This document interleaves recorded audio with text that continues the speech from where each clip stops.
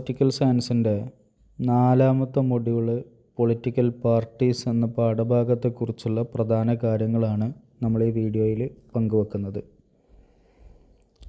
രാഷ്ട്രീയ പാർട്ടികളെക്കുറിച്ചും അവയുടെ സ്വഭാവങ്ങളെക്കുറിച്ചുമാണ് ഈ പാഠഭാഗത്ത് പരാമർശിക്കുന്നത്. ആധുനിക ജനാധിപത്യ രാജ്യങ്ങളിലെല്ലാം തന്നെ ഒഴിച്ചുകൂടാനാവാത്ത ഘടകമാണ് പാർട്ടി സംവിധാനം. 150 വർഷങ്ങൾക്ക് മുമ്പ് പാർട്ടി സംവിധാനം എന്ന രീതി തികച്ചും അജ്ഞാതമായിരുന്നു. പാഠത്തിൻ്റെ ആദ്യ ഭാഗത്ത് രാഷ്ട്രീയ പാർട്ടി എന്ത് എന്നതിനുള്ള നിർവചനം നൽകുന്നുണ്ട്. ഒരേ രാഷ്ട്രീയ ആശയങ്ങൾ പങ്കിടാൻ താൽപ്പര്യപ്പെടുന്നതും ഒരു യൂണിറ്റായി പ്രവർത്തിച്ചുകൊണ്ട് ഗവൺമെൻറ്റിൻ്റെ നിയന്ത്രണവും ഭരണരീതിയുമെല്ലാം സുരക്ഷിതമാക്കാൻ ശ്രമിക്കുന്ന പൗരന്മാരുടെ സംഘടിത ഗ്രൂപ്പാണ് രാഷ്ട്രീയ പാർട്ടി എന്ന് പറയുന്നത്. ഇവിടെയുള്ള പ്രധാന പ്രത്യേകത, ഒരു രാഷ്ട്രീയ പാർട്ടിയിലെ എല്ലാ ആളുകൾക്കും ഒരേ ആശയങ്ങളാവണം, ഒരേ താല്പര്യവുമാവണം. അവരൊന്നിച്ച് പ്രവർത്തിക്കണം. അതോടൊപ്പം അവരുടെ ഏറ്റവും പ്രധാനപ്പെട്ട ലക്ഷ്യം എന്ന് പറയുന്നത് ഗവൺമെൻറ്റിൻ്റെ ഭരണരീതി സുരക്ഷിതമായ രീതിയിൽ മുന്നോട്ട് കൊണ്ടുപോവുക എന്നുള്ളതുമാവണം.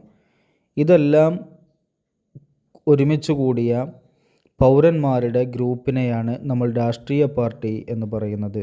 ഈ പറഞ്ഞതൊരു പൊതുവായ നിർവചനമാണ്. ഒരുപാട് രാഷ്ട്രീയ നിരീക്ഷകന്മാർ വ്യത്യസ്തങ്ങളായ നിർവചനങ്ങൾ രാഷ്ട്രീയ പാർട്ടി എന്നുള്ളതിന് നൽകിയിട്ടുണ്ട്. അതിലേറ്റവും പ്രശസ്തമായ നിർവചനം R.J. ഗെറ്റിൽ എന്ന് പറയപ്പെടുന്ന പൊളിറ്റീഷ്യൻ നൽകിയ നിർവചനമാണ്. അതിങ്ങനെയാണ്: ഒരു രാഷ്ട്രീയ പാർട്ടി എന്നത് സംഘടിതരായ പൗരന്മാരുടെ ഒരു കൂട്ടമാണ്. അവർ ഒരു രാഷ്ട്രീയ ഘടകമായിക്കൊണ്ട്, ഒരു യൂണിറ്റായിക്കൊണ്ട് പ്രവർത്തിക്കുന്നു. ഒപ്പം അവരുടെ വോട്ടിംഗ് ശക്തി ഉപയോഗിച്ചുകൊണ്ട് സർക്കാരിനെ നിയന്ത്രിക്കാനും അവരുടെ പൊതു നയങ്ങൾ നടപ്പിലാക്കാനും ലക്ഷ്യമിടുന്നു. ഇങ്ങനെ പ്രവർത്തിക്കുന്ന സംഘടിത ഗ്രൂപ്പിനെയാണ് പൊളിറ്റിക്കൽ പാർട്ടീസ് എന്ന് പറയുന്നത് എന്നാണ് അദ്ദേഹം അതിന് നൽകിയ നിർവചനം. ഈ പറയപ്പെട്ട നിർവചനങ്ങളിൽ നിന്ന് നമുക്ക് മനസ്സിലായ പ്രധാനപ്പെട്ടൊരു കാര്യമാണ്, ഒരു രാഷ്ട്രീയ പാർട്ടിക്ക് പ്രധാനമായും 4 ഘടകങ്ങൾ ഉണ്ടായിരിക്കണം, 4 പ്രധാനപ്പെട്ട കാര്യങ്ങൾ ഉണ്ടായിരിക്കണം എന്നത്. അതിലൊന്നാമത്തത്, ജനങ്ങൾ സംഘടിതരാവണം. അഥവാ ഒരു രാഷ്ട്രീയ പാർട്ടിയിലെ ആളുകൾ മുഴുവനും ഐക്യത്തോടുകൂടെ സംഘടിച്ച് നിൽക്കുന്നവരാവണം എന്നതാണ് ഒന്നാമത്തെ പ്രത്യേകത. അവർക്കിടയിൽ അനൈക്യങ്ങൾ ഉണ്ടാവാൻ പാടില്ല, ഭിന്നത ഉണ്ടാവാൻ പാടില്ല. അവർ ഐക്യത്തോടെ സംഘടിതരായിക്കൊണ്ട് നിൽക്കണം. അതാണ് ഒന്നാമത്തെ കാര്യം. രണ്ടാമത്തെ കാര്യം, തത്വങ്ങളിൽ സമാനത ഉണ്ടായിരിക്കണം. ഒരു രാഷ്ട്രീയ പാർട്ടിയിൽപ്പെട്ട ആളുകൾ നയങ്ങളിലും നിലപാടുകളിലും ആശയത്തിലും ആദർശത്തിലുമൊക്കെ സമാനത ഉള്ള ആളുകളായിരിക്കണം. ഓരോ രാഷ്ട്രീയ പാർട്ടിയുടെയും നിലപാടുകളും ആശയങ്ങളും വ്യത്യസ്തമാണ്. ഇന്ത്യയിലെ പ്രധാനപ്പെട്ട രാഷ്ട്രീയ പാർട്ടികളാണ് Congress party, communist party, BJP തുടങ്ങിയവയൊക്കെ. ഈ 3 പാർട്ടികളുടെയും ആശയങ്ങൾ വ്യത്യസ്തങ്ങളായ ആശയങ്ങളാണ്. കോൺഗ്രസിൻ്റെ നിലപാടുകളും ആശയങ്ങളുമല്ല BJPക്കുള്ളത്. BJPയുടെയും കോൺഗ്രസിൻ്റെയും ആശയങ്ങളല്ല കമ്മ്യൂണിസ്റ്റ് പാർട്ടിക്കുള്ളത്. പക്ഷേ കോൺഗ്രസിൽ പ്രവർത്തിക്കുന്ന അല്ലെങ്കിൽ കോൺഗ്രസിനെ പിന്തുണയ്ക്കുന്ന എല്ലാ ആളുകളുടെയും ആശയങ്ങൾ ഒന്നാണ്. അഥവാ അവരുടെ ആശയങ്ങളിൽ സമാനത ഉണ്ട്. അവരൊരേ ആശയത്തിൻ്റെ മേൽ നിലകൊള്ളുന്നവരാണ്. അതുകൊണ്ട് ഒരു രാഷ്ട്രീയ പാർട്ടിയിൽ പ്രവർത്തിക്കുന്ന ആളുകൾ അവരുടെ ആശയങ്ങളിലും ആദർശങ്ങളിലുമൊക്കെ സമാനത ഉള്ളവരായിരിക്കണം. ഇതാണ് രണ്ടാമത്തെ കാര്യം. മൂന്നാമത്തത്, ജനാധിപത്യ രാജ്യത്തെ ഏതൊരു രാഷ്ട്രീയ പാർട്ടിയുടെയും പ്രധാനപ്പെട്ട ലക്ഷ്യം അധികാരം നേടുക എന്നതാവണം. എല്ലാ രാഷ്ട്രീയ പാർട്ടികളുടെയും ലക്ഷ്യം ഭരിക്കുക, അധികാരത്തിലേറുക എന്നതാവണം. അതാണ് മൂന്നാമത്തെ ഘടകം. രാഷ്ട്രീയ പാർട്ടിയുടെ 4ാമത്തെ ഘടകം, രാഷ്ട്രീയ അധികാരങ്ങൾ നേടുന്നതിന് സമാധാനപരമായ മാർഗങ്ങൾ ഉപയോഗിക്കണം എന്നതാണ്. ലോകത്ത് വിവിധ രീതികളിൽ അധികാരത്തിലേറിയ ഒരുപാട് രാജാക്കന്മാരുണ്ട്. സൈനിക അട്ടിമറിയിലൂടെ, ചതിപ്രയോഗങ്ങളിലൂടെയൊക്കെ അധികാരത്തിലേറിയ ഒരുപാട് രാജാക്കന്മാരെ, ഭരണാധികാരികളെ ചരിത്രത്തിൽ നമുക്ക് വായിച്ചെടുക്കാൻ കഴിയും. അങ്ങനെയല്ലാതെ അധികാരം സമാധാനപരമായ മാർഗങ്ങൾ ഉപയോഗപ്പെടുത്തിക്കൊണ്ട് നേടിയെടുക്കുക എന്നതാവണം ഒരു രാഷ്ട്രീയ പാർട്ടിയുടെ രീതി എന്ന് പറയുന്നത്. ഇതാണ് നാലാമത്തെ ഘടകം എന്ന് പറയുന്നത്.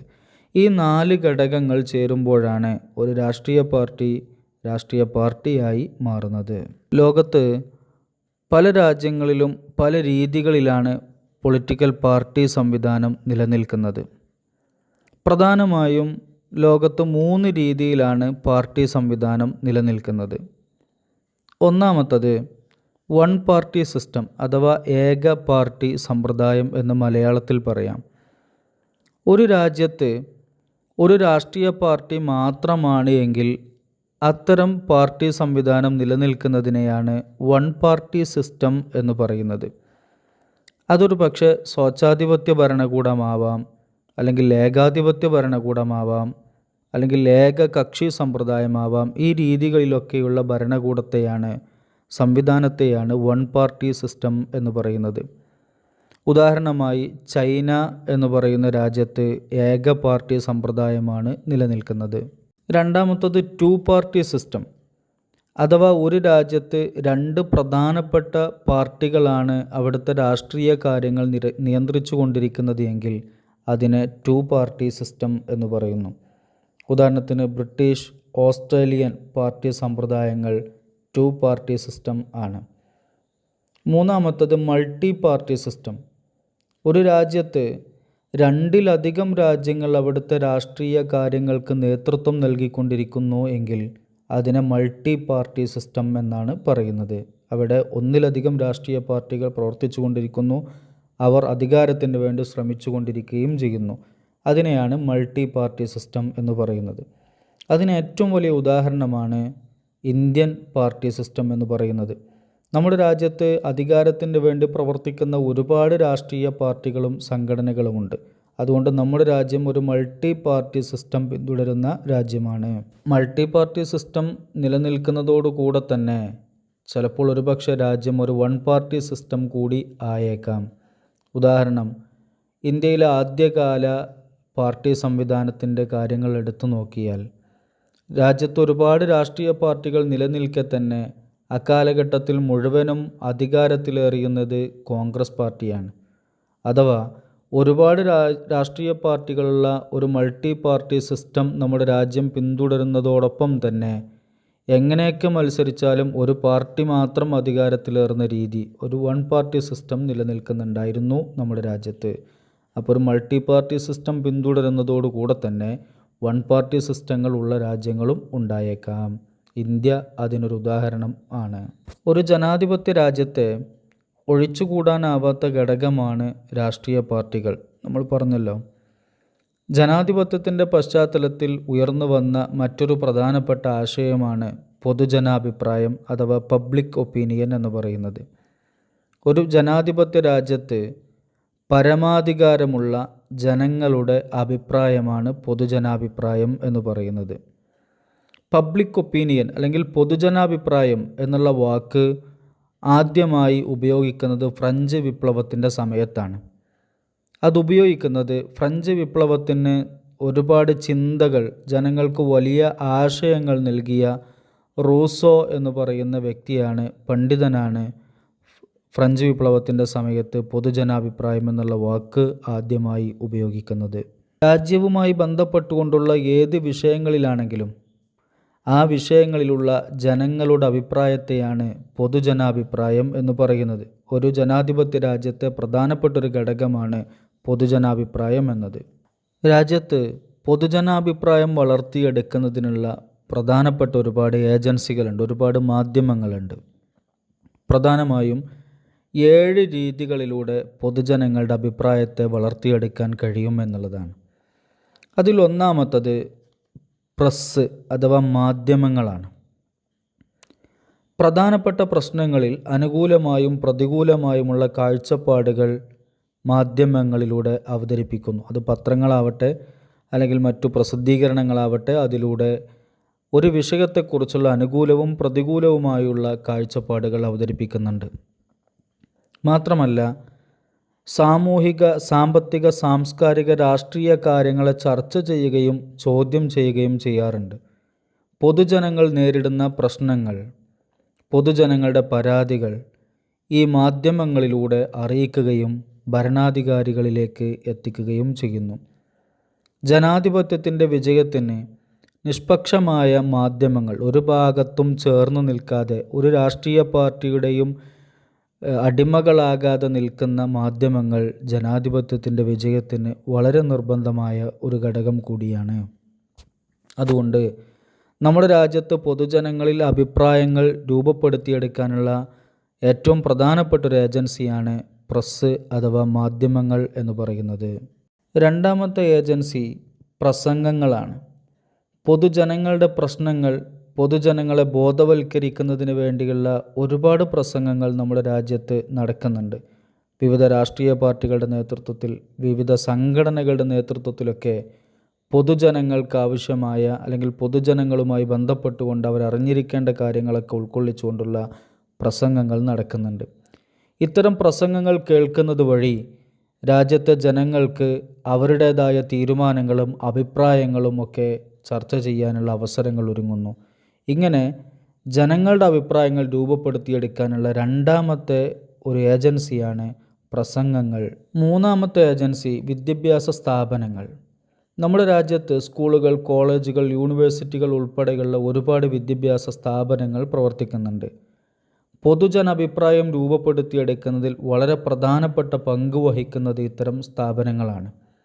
നിലവിൽ നമ്മുടെ രാജ്യത്ത് നടന്നുകൊണ്ടിരിക്കുന്ന കാര്യങ്ങളെക്കുറിച്ച്, നമ്മുടെ രാജ്യത്തിൻ്റെ ചരിത്രങ്ങളെക്കുറിച്ച്, ഇനി ഭാവിയിൽ വരാനിരിക്കുന്ന കാര്യങ്ങളെക്കുറിച്ച് ഒക്കെ ജനങ്ങൾക്ക് അല്ലെങ്കിൽ അവിടെ പഠിച്ചുകൊണ്ടിരിക്കുന്ന വിദ്യാർത്ഥികൾക്ക് കാഴ്ചപ്പാടുകളും അതുമായി ബന്ധപ്പെട്ടുള്ള കാര്യങ്ങളുമൊക്കെ പകർന്നു നൽകുന്ന പ്രധാനപ്പെട്ട ഒരു ഏജൻസിയാണ് വിദ്യാഭ്യാസ സ്ഥാപനങ്ങൾ എന്നുള്ളത്.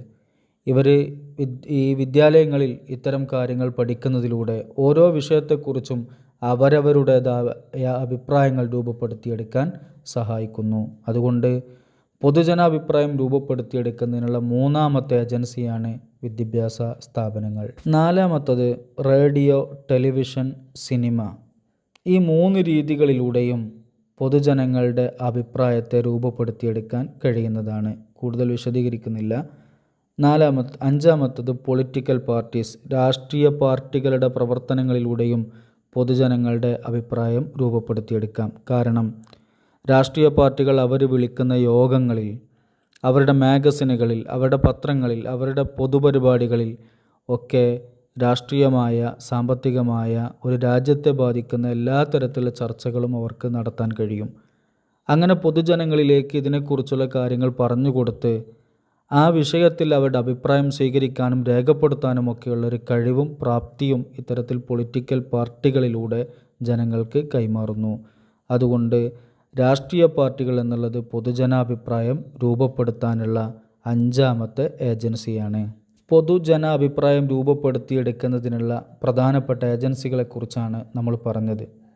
ഇതിനപ്പുറം ഏതാനും ചില ഏജൻസികൾ കൂടിയുണ്ട്. ഒന്ന് ലെജിസ്ലേറ്റീവ് അഥവാ നിയമനിർമ്മാണ സഭ. രാജ്യത്തിൻ്റെ ആണെങ്കിലും ലോകസഭയാണെങ്കിലും രാജ്യസഭയാണെങ്കിലും നിയമസഭകളാണെങ്കിലും അവിടെയൊക്കെ നടക്കുന്ന പ്രസംഗങ്ങൾ, ചർച്ചകളൊക്കെ പൊതുജനങ്ങളുടെ അഭിപ്രായം ഉണ്ടാക്കുന്നതിന് വേണ്ടിയുള്ള കാരണങ്ങളായി മാറാം. അതേപോലെ തന്നെ ഫാമിലി, കുടുംബം പൊതുജനങ്ങളുടെ അഭിപ്രായം രൂപപ്പെടുത്തിയെടുക്കുന്നതിനുള്ള ഒരു ഏജൻസിയാണ്. അതേപോലെ തന്നെ രാഷ്ട്രീയ സാഹിത്യങ്ങൾ, അതേപോലെ മതസംഘടനകൾ, ഇതൊക്കെ പൊതുജനങ്ങളുടെ അഭിപ്രായം രൂപപ്പെടുത്തിയെടുക്കുന്നതിനുള്ള പ്രധാനപ്പെട്ട ഏജൻസികളാണ്. ഇതിൽ ഏറ്റവും പ്രധാനപ്പെട്ട നമ്മൾ ആദ്യം പറഞ്ഞ 4-5 ഏജൻസികളെക്കുറിച്ച് കൃത്യമായി നമ്മൾ മനസ്സിലാക്കണം. ഒരുപക്ഷെ എസ്എ ടൈപ്പ് ക്വസ്റ്റ്യൻസ് ഈ പാഠഭാഗത്ത് നിന്ന് വരാൻ സാധ്യതയുള്ളൊരു ഭാഗം ഇതാണ്. പബ്ലിക് ഒപ്പീനിയൻ രൂപപ്പെടുത്തിയെടുക്കുന്നതിനുള്ള ഏജൻസികൾ ഏതൊക്കെ എന്നൊക്കെ ആയിരിക്കാം ഒരുപക്ഷെ ചോദ്യങ്ങൾ ഉണ്ടാവുക. അതുകൊണ്ട് ഈ ഭാഗം കൃത്യമായി മനസ്സിലാക്കണം. പബ്ലിക് ഒപ്പീനിയനുമായി ബന്ധപ്പെട്ടുകൊണ്ടുള്ള ഈ കാര്യങ്ങൾ പറഞ്ഞുകൊണ്ടാണ് നമ്മുടെ ഈ പാഠഭാഗം അവസാനിക്കുന്നത്. പാഠം കൃത്യമായി മനസ്സിലാക്കുക.